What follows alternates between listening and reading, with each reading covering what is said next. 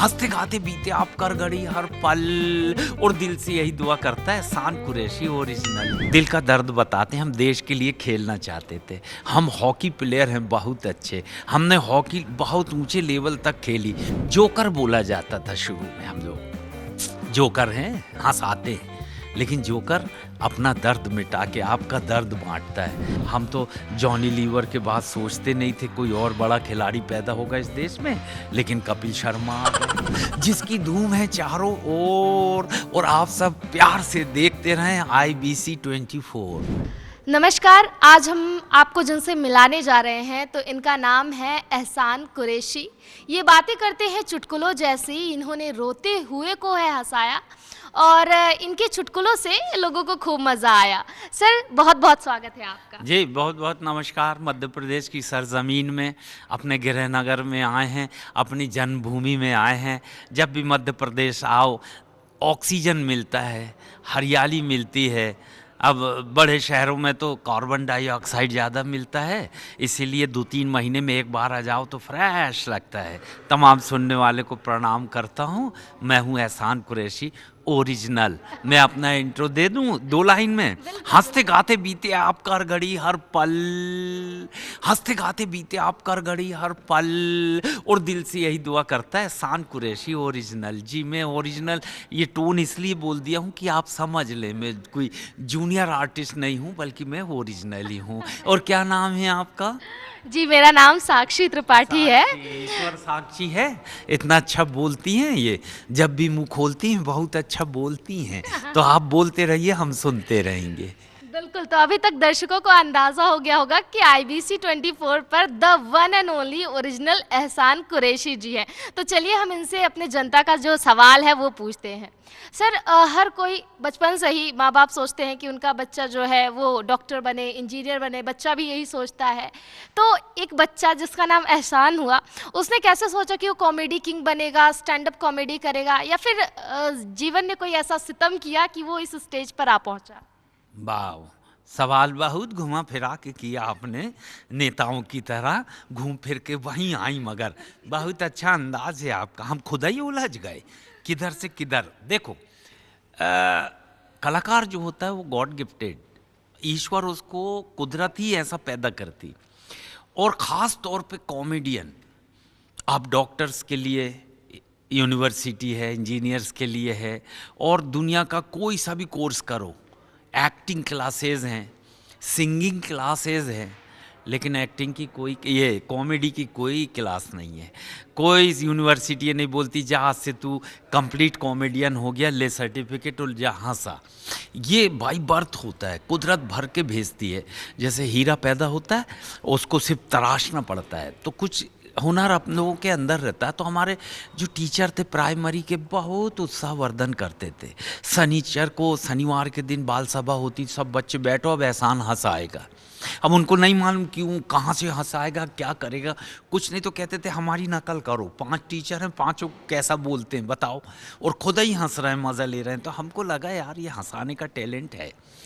तो वहाँ से हमने शुरुआत की। लेकिन हम दिल का दर्द बताते हैं, हम देश के लिए खेलना चाहते थे। हम हॉकी प्लेयर हैं बहुत अच्छे, हमने हॉकी बहुत ऊंचे लेवल तक खेली। गोलकीपर थे, और ध्यानचंद जी हमारे आदर्श थे। सपनों में आते थे ध्यानचंद जी, और ये ऐसा मारते थे स्टिक, उठ 5 बज गया, सो रहा है अभी तक, 4 बजे जाए ग्राउंड।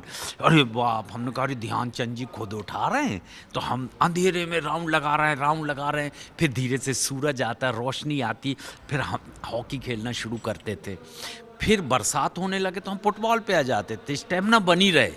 तो हम हॉकी खेलना चाहते थे, गरीबी ने खेलने नहीं दी, क्योंकि वहाँ पैसा लगता है, स्टिक खरीदना है, हाथ टूट गया, कोई मलहम को पैसा ही नहीं देना, क्लब दे रहा है, ना स्कूल दे रहा है, ना कॉलेज दे रहा है। हमने कहा यार ये अब गरीब आदमी, हम ये शौक़ कैसे पालेंगे यार, एक एक स्टिक कैसे खरीदेंगे, स्कूल की फीस दे, या हॉकी टूट गई हॉकी खरीदे। फिर हमने कहा यार एक काम करते हैं, वो है ये कॉमेडी। तो छोटा सा एक ग्रुप बनाए, गणेशोत्सव के 10 दिन, दुर्गोत्सव के 10 दिन हंसा रहे हैं लोगों को, पैसा ला रहे हैं, पैसा भी मिल रहा है, लोग हंसते भी हैं, पैसा भी देते हैं। यहाँ से शुरुआत की। तो इसके लिए भैया हमने बहुत अध्ययन किए, चार्ली चैपलिन से लेके जॉनी लीवर तक, महमूद साहब से लेकर, हमने जितने कॉमेडियंस का इतिहास देखे बड़ी गुर्बत से आए, गरीबी से निकल के आए।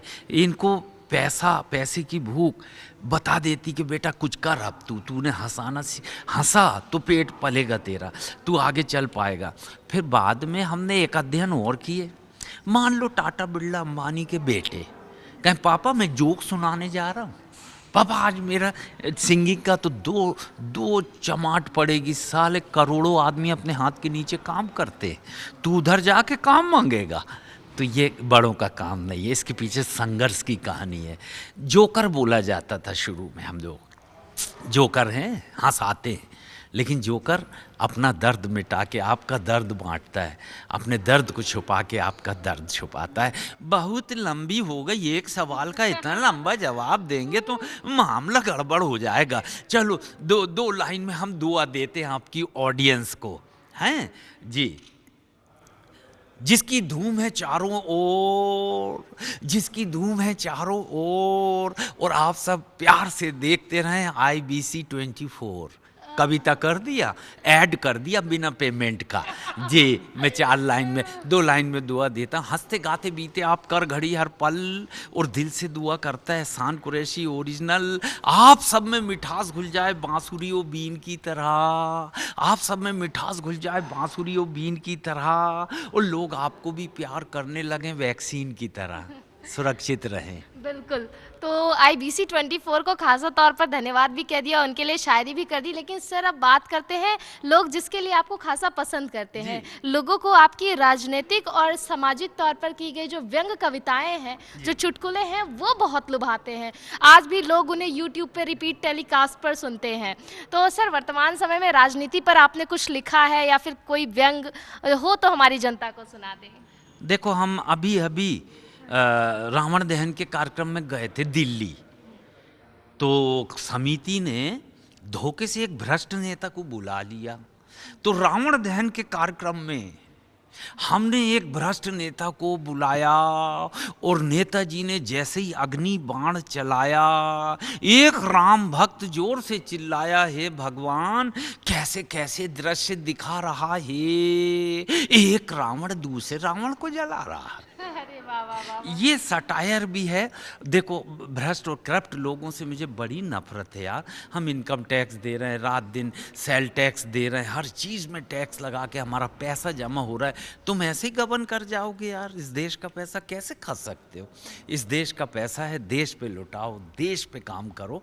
इसलिए हमको राजनीति भी कहना पड़ता है, उस टाइम कहना पड़ता है जब करप्ट लोग आ जाते हैं, करप्शन होता है। नहीं, भ्रष्टाचार मत करो और सीधी राह पे चलो। लेकिन मेरी व्यंग सटायर को बहुत मज़ा लेते हैं। 2 लाइन में बहुत अच्छा लगा। एक सटायर और सुनाते हैं। हर वर्ष की भांति इस वर्ष भी नाग पंचमी आई, हर वर्ष की भांति इस वर्ष भी नाग पंचमी आई, सपेरों ने बीन बजाई, सांप निकले बिलों से, उन नेता अपने अपने घरों से। भ्रष्ट नेता, सांप निकले बिलों से और भ्रष्ट नेता अपने अपने घरों से।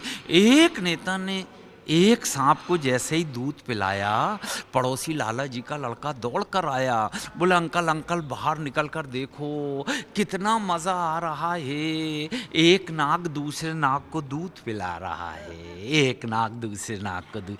तो ये सटायर भी हम लिखते हैं, व्यंग भी लिखते हैं, सब हमने भैया बुजुर्गों के चरणों में बैठकर सुने हैं। मध्य प्रदेश आए, बहुत अच्छा लगा। मध्य प्रदेश का ऑक्सीजन और मध्य प्रदेश की साक्षी, वाह ईश्वर साक्षी है, आज साक्षी से बात हो रही, बहुत अच्छा लग रहा। और कुछ? हाँ, और भी है हमारे पास, 1-2 और सवाल है, थोड़ा और परेशान करेंगे आपको।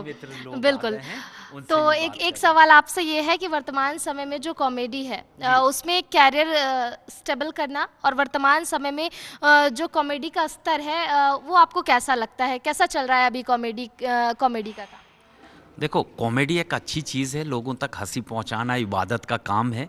और अब तो मुझे खुशी हो रही कि बहुत सारे इंजीनियर्स, बहुत सारे डॉक्टर्स इस लाइन पे आ गए हैं। जब से सोशल मीडिया आया, इन्होंने अपने अपने चैनल लेके आ गए और यूट्यूबर्स आ गए, लोगों को हंसा रहे हैं, नई स्क्रिप्ट लिख रहे हैं, अच्छा लगता है, नया सोच रहे हैं, नया ला रहे हैं, तो बहुत अच्छी बात है। नए लिखने वालों को मैं यही कहना चाहता हूँ कि अध्ययन करते रहें, लिखते रहें और ऐसा लिखें कि परिवार साथ में बैठ के मज़ा ले। कहीं ऐसा ना हो कि ससुर बैठा है तो बहू उठ के भग जाए, बहू बैठी है तो सास उठ के भग जाए, बल्कि पूरी फैमिली बैठ के मज़ा ले, उसी को सही एंटरटेनमेंट कहते हैं। और यही मनोरंजन है जो पारिवारिक होना चाहिए। स्तर का तो ऐसी बात है कि अगर आपके हाथ में रिमोट आ गया है, आपको लगता है कि ये अश्लील है, तुरंत बंद कर दो, रिमोट है, चैनल चेंज कर दो। अब आप देखेंगे टीआरपी बढ़ाएंगे तो लोग बाग ऐसी हरकत करेंगे। तो सबसे बड़ा सेंसर बोर्ड आपके हाथ में है। आप ऐसे देखो मत जो लोग गंदगी करते हैं ना। लेकिन कॉमेडी बहुत बहुत ऊंचाइयों पे जाने लगी है। हम तो जॉनी लीवर के बाद सोचते नहीं थे कोई और बड़ा खिलाड़ी पैदा होगा इस देश में, लेकिन कपिल शर्मा आ गए। ये भी नई टीम की एक देन है, एक शो है, करोड़ों रुपया लेते हैं और फिर फिल्में भी बना डाले, हीरो भी बन गए, अपने शौक भी अदा कर लिए। भैया नए लोग अच्छी मेहनत कर रहे हैं, अच्छा काम कर रहे हैं, all the very best. Sir बस जाते जाते आखिरी में हमारे ऑडियंस के लिए आप कुछ कह दें तो बहुत मतलब सोने पर सुहागा हो जाएगा। वाह भैया, IBC 24 नहीं 24 देखोगे तो जैसे ये आरूसी को लग गया ना पावर वाला, ऐसा लग जाए। थोड़ा दूर से देखना, कम देखना, हाँ, और अच्छे से देखना, लेकिन सुनना।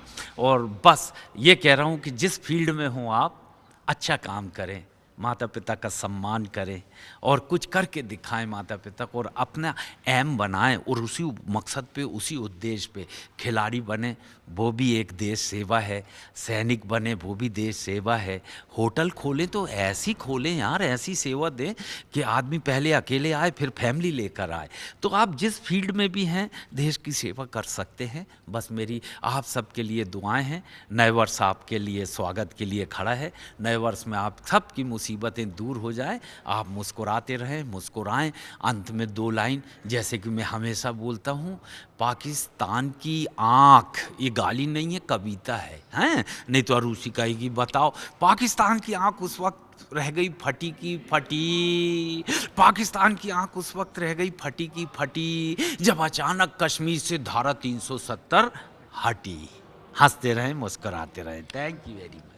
तो ये थे हमारे साथ एहसान कुरैशी, जिन्होंने हमारे दर्शकों को अपने व्यंग्यात्मक अंदाज में चुटकुले सुनाए, बहुत सारी बातें कही। और ऐसे ही हम अपने दर्शकों के लिए खास मेहमानों से मुलाकात रूबरू कराते रहेंगे। कैमरा पर्सन विनीत श्रीवास के साथ साक्षी त्रिपाठी, IBC 24 भोपाल।